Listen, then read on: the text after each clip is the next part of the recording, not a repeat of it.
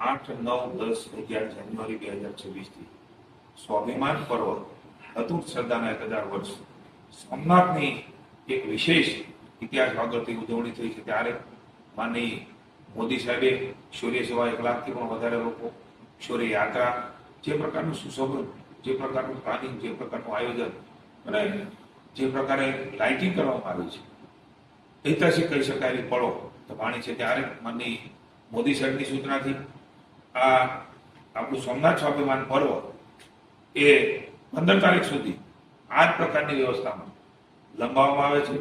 ન માત્ર વેરાવળ પણ સમગ્ર ભારત અને સમગ્ર દેશમાંથી સૌ સોમનાથ મહાદેવના ભક્તજનોની લાગણી હતી. આ લાગણી ધ્યાને રહીને રાજ્ય સરકાર માનની ભૂપેન્દ્રભાઈને હર્ષભાઈના નેતૃત્વમાં ચાલતી સરકારે નિર્ણય કર્યો છે. હું સૌને વિનંતી કરું છું, અદભુત કહી શકાય એવા માહોલમાં સાંસ્કૃતિક કાર્યક્રમ થશે, લોક ડાયરા થશે. ભાઈ રાજનાથ ગઢવી, મયુરદેવ અને વિવિધ કલાકારો તો 15 તારીખ સુધી આવવાના છે.